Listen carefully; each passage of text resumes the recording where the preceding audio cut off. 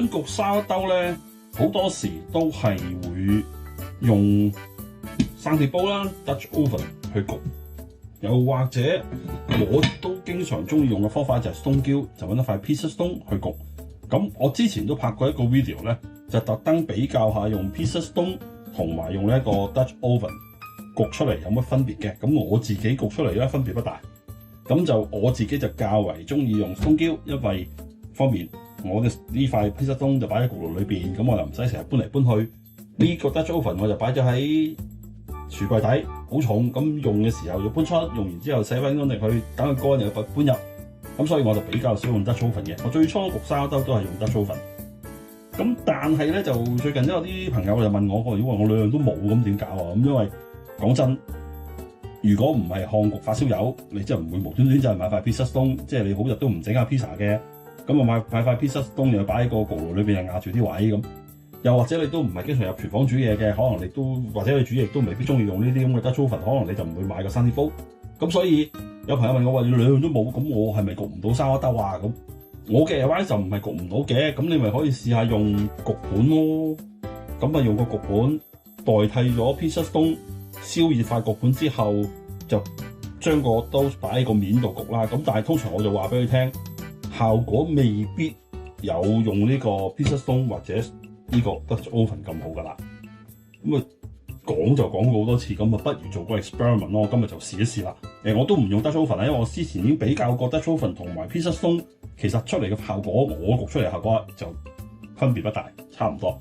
咁所以我就又係方便起見咧，我 skip 咗，我就唔用 Dutch oven，我就會用麵粉做好晒所有工序，然之後將佢分開做兩個麵包。咁一個咧就用呢個 pizza stone， 一個咧就用一個咁樣嘅焗盤。咁睇下出嚟個效果如何，分別大唔大？650g 高筋麵粉，50g 全麥粉 whole wheat， 另外咧就會加入50g 呢一隻 mixed grain 嘅麵粉，15g 鹽，將啲乾嘅撈勻佢先。我嘅 sourdough starter， 我嘅 sourdough starter 琴日已經 fit 咗噶啦 ，active 咗噶啦。咁我每次做沙兜我都會講噶啦，你想睇我啲sourdough starter 點整嘅，睇下我上面條 link 啦。落300g sourdough starter 落去，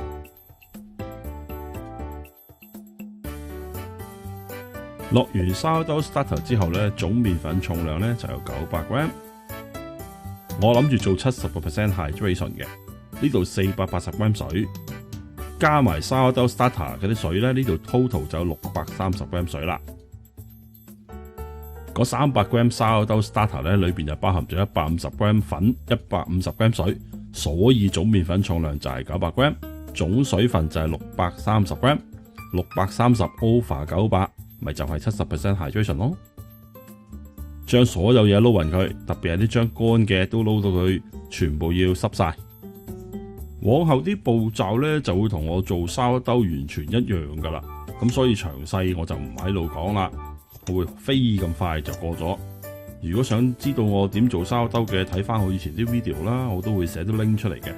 冚住佢擺半個鐘，半小時後做第一次嘅 stretch and fold， 即係伸展同埋復折。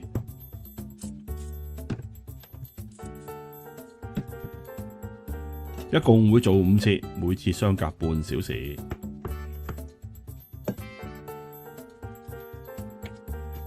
咁喺呢個時候就順手檢查下啲麵粉，睇下會唔會有一啲同啲水混合得唔好啊，有啲硬塊，有啲冧嘅咧，咁就跟手就喺呢個時候就將佢搓一搓，等佢同啲水混合得好啲。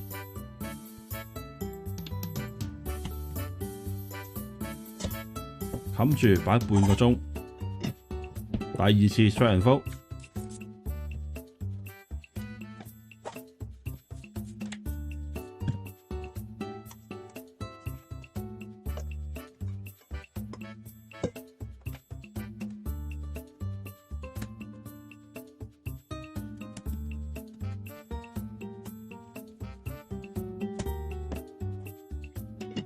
第三次，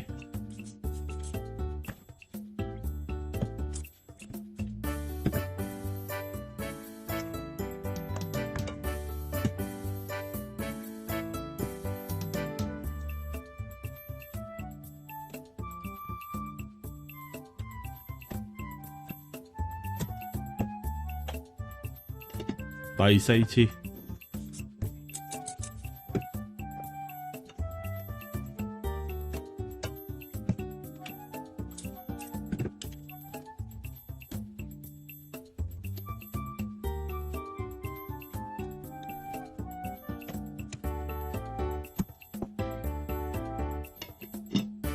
第5次，亦即係最後一次啦。做完呢一次嘅雙人風之後咧，我就會冚住佢做 first proof 噶啦。天冷咧就可能要個半鐘頭，咁但係而家天氣熱咧，大約都係1個鐘頭至到10分鐘到，咁就差唔多啦。冚住佢1小時10分鐘，我睇睇醬卜卜咯 ，OK 啦。灑啲粉喺個台面，亦都灑啲粉落去個麵團嗰處。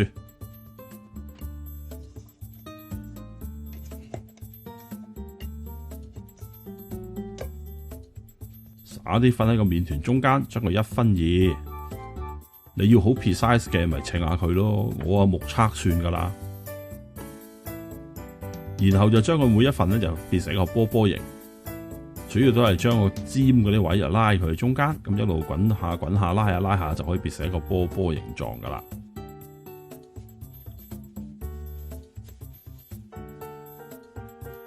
呢個仍然都係呢個 first proof 嘅工序嚟嘅。做咗呢個 pre-shake 之後咧，就會繼續嘅 first proof， 做埋另外一個。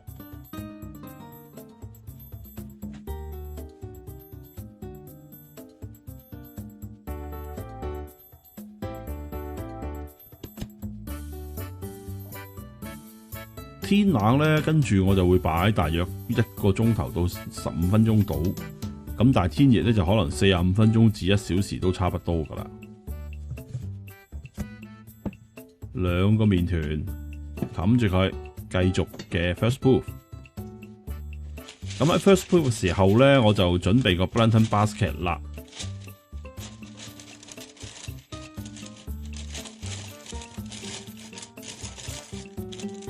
詳情咧我就唔講啦，因為我以前拍過一個 video 係講呢一個 final shaping 同埋呢一個 oven spring 咧，嗰個 video 裏邊都有講點樣 prepare Blending basket 啦。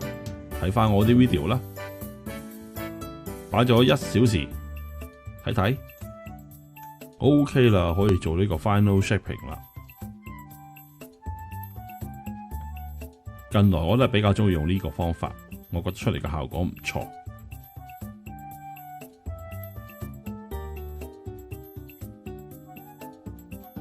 同我之前嗰個video 即係做呢個 final shaping oven spring 嗰個咧係又有少少唔同嘅，因為我好中意不停咁樣去試下啲新嘅方法，睇下會唔會可以做得更加好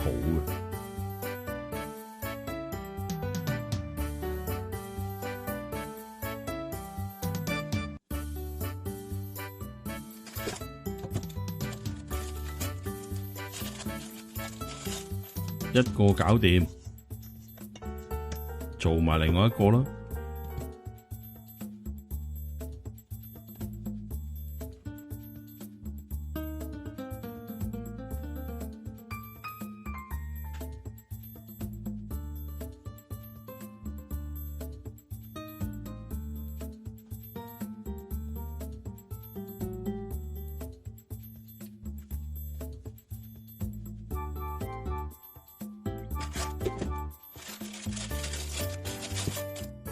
搞掂晒之後就搵塊布冚住佢，然後擺落雪櫃 overnight。擺入雪櫃嗰個就叫做 retarding 啊，即係慢發酵啦。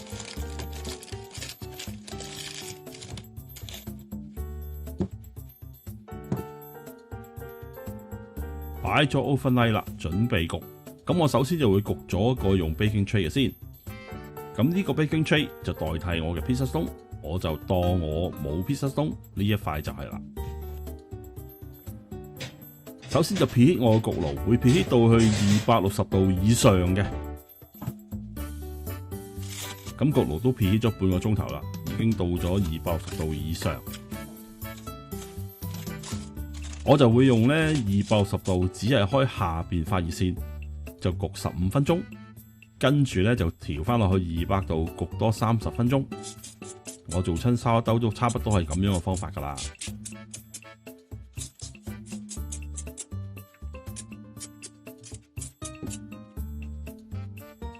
入爐，將個兜出就擺喺個 baking tray 上邊啦，再加啲熱水，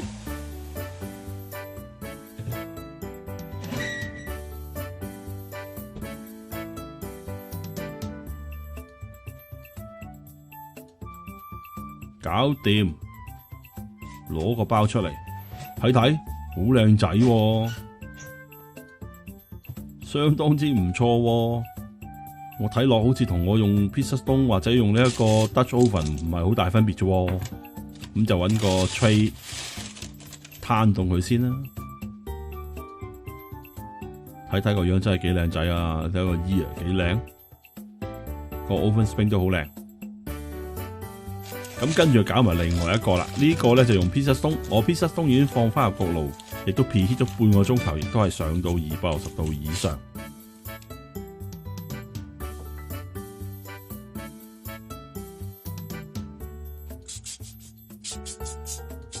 一樣啦，260度只係用下邊發熱線焗15分鐘，跟住就轉去200度，上下發熱線都開，就半小時。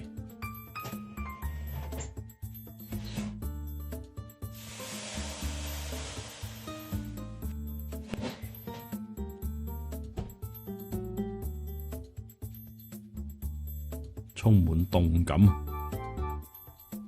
搞掂出爐，好靚仔，完全係我做 stone grill sourdough正常水準。將佢轉過個 tray 度攤凍佢先。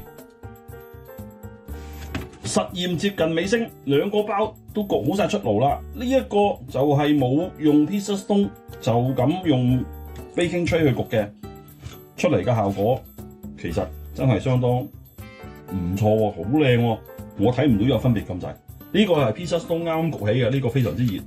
咁啊睇下兩個其實 oven spring 都係咁靚，隻耳仔都係咁靚，爆都係爆得咁開。咁所以如果你冇呢個 pizza stone， 亦都冇 Dutch oven 嘅話，其實你就咁用 baking tray 睇你個焗爐嘅啫。我就覺得嗱，出嚟個結果完全一樣咁滯。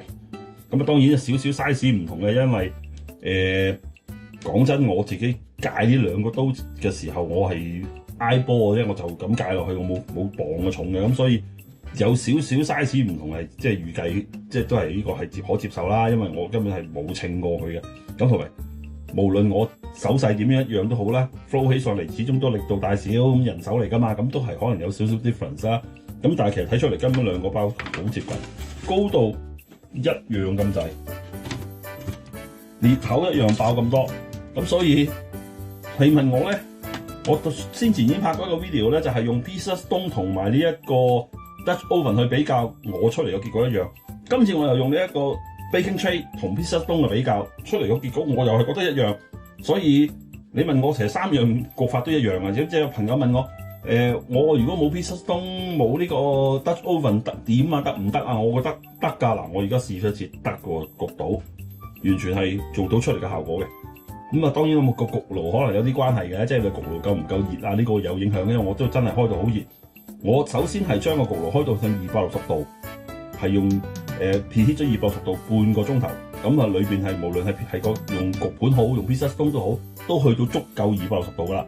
跟住我就會轉咗做淨係開下發熱線，就將個麵團擺入去，咁就淨係用下發熱線咧，就15分鐘，等佢向上爆，等佢。啲熱力係咁向上，等佢個 oven spring 向上，之後我就會校翻落200度，就15分鐘。之後我哋會將個包轉一轉，又15分鐘，咁即係喺200度咧，前後就將個包焗30分鐘，咁即係一共就焗咗45分鐘。話頭15分鐘係勁熱嘅260度，跟住落翻200度就純粹係煮熟佢啦。咁所以我就係咁做，兩個包都係咁做，一模一樣咁做出嚟，我就覺得隻 ear 就好靚啦，個 oven spring 亦都好靚啦。咁所以一陣間攤凍之後，切開睇埋個 texture， 睇埋裏邊，咁就可以作一個 100% 嘅比較啦。兩個包攤凍晒，咁而家咧就切開睇睇裏邊咩情況啦。我預計咧差唔多嘅啫。咁首先切咗嗰個用呢個baking tray 嘅啦，就唔用即係冇用 stone grill 嘅先。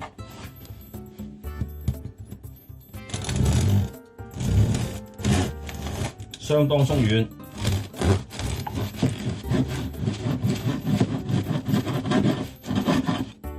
一切到底，好靚啊！完全係好正常燒兜裏邊個樣啊，非常之好。跟住就輪到個東嬌嗰個啦，又睇睇裏邊點樣，感覺完全一樣，又係一下到底，啲皮好脆，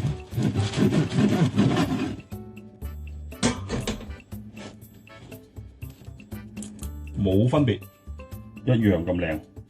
所以即係 Dutch Oven 啦、Pizza Stone 啦嘅迷思，咁我就做個實驗，發覺真係分別不大喎。咁用 baking tray 咧都分別唔大喎。即係如果你冇 Pizza Stone 冇 Dutch Oven，其實都做到㗎。咁當然啦，你個焗爐如果上唔到260度嘅情況又會點咧？我又唔知喎。即係譬如話，我覺得最多 maximum 都去到220。咁如果用 baking tray 會唔會因為 baking tray hold 熱冇咁好，會唔會出嚟嘅效果冇咁好咧？嗱，呢個就不得而知，因為我個焗爐去到260、270，咁個雖然我個兜好凍咁擺落個 baking tray， 理論上個 baking tray 即刻唔係咁熱㗎啦，但係我個焗爐本身即係都相當熱啊嘛。咁但係如果我個焗爐去唔到，譬如有啲朋友話佢焗爐去到220，會唔會有影響咧？呢個唔知，或者遲一啲我又再做個 experiment，特登校到220，睇睇個分別又點樣。咁因為我過往如果我嘅用 Pizza Stone， 我校個溫度校到220咧，都冇爆得咁靚。咁所以即係嗰個溫度 initial 嗰10分鐘、10零分鐘嘅溫度咧，係真係相當熱，仲要熱力喺下邊上咧，咁佢就會零舍出得靚。咁所以即係如果個焗爐做到260，冇 Pizza Stone 冇 Dutch Oven， 其實就咁用焗盤都做到喎。相當靚，完全冇問題。好啦，我嘅實驗做完啦，拜拜。